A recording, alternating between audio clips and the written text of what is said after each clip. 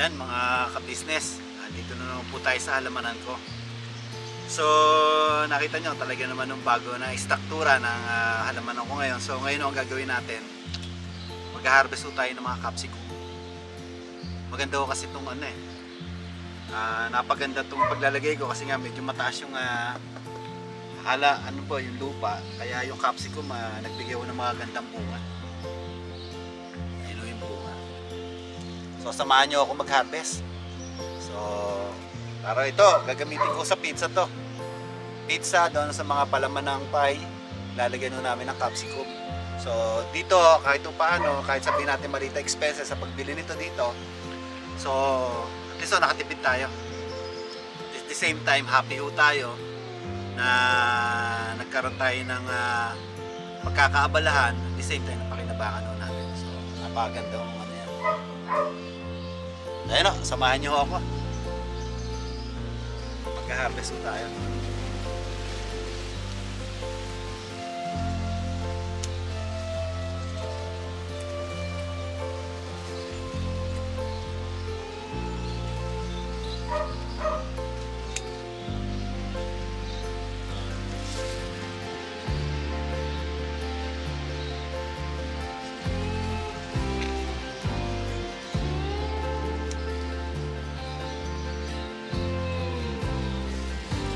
So nangyayari kasi medyo autumn na ho ngayon. Pag lumalamig ayan nababurn ho siya ng lamig. Kaya ho kahit tanghalin tapat ang nakita ko ganito. Ito naman pwede pang gamitin pang gulay.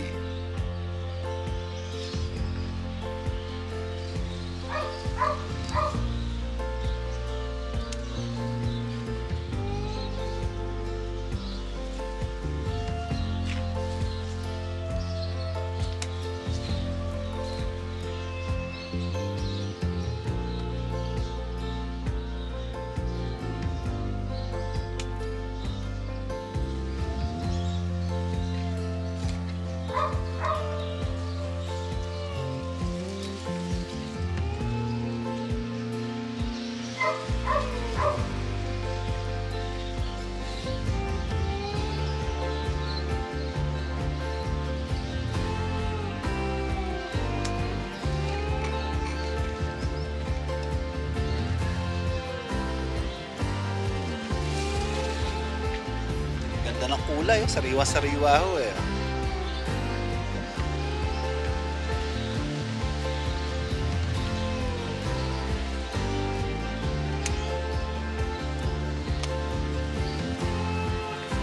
Kaya ako pinipitas na. Magamit na ako daw sa pagpipizza.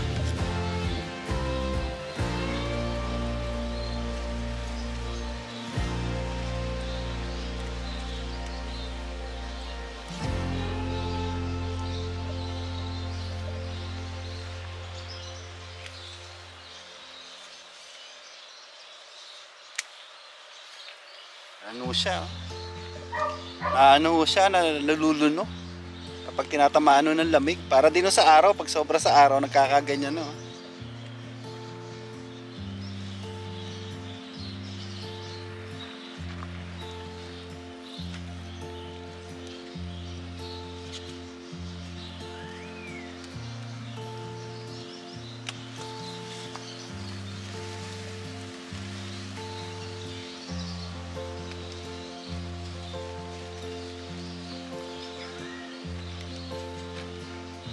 Yung iba hindi ko muna kukunin kasi baka sumobra naman sa mga pampizza at panluto to, sayang naman baka mabulok sa cooler.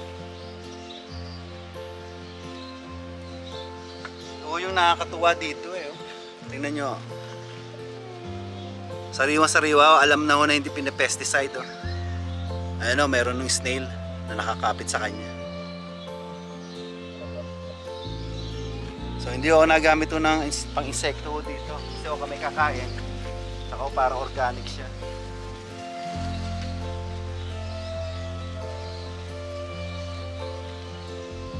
So nakita nyo naman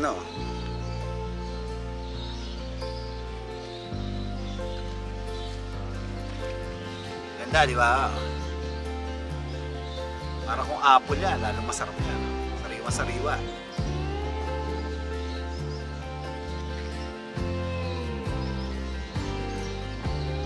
So ayan o. Ako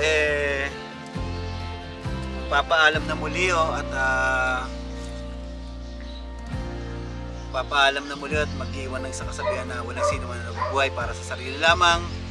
Magandang araw ho at sana ho mag-iingat ho kayo. So maraming salamat sa pagsama niyo sa akin.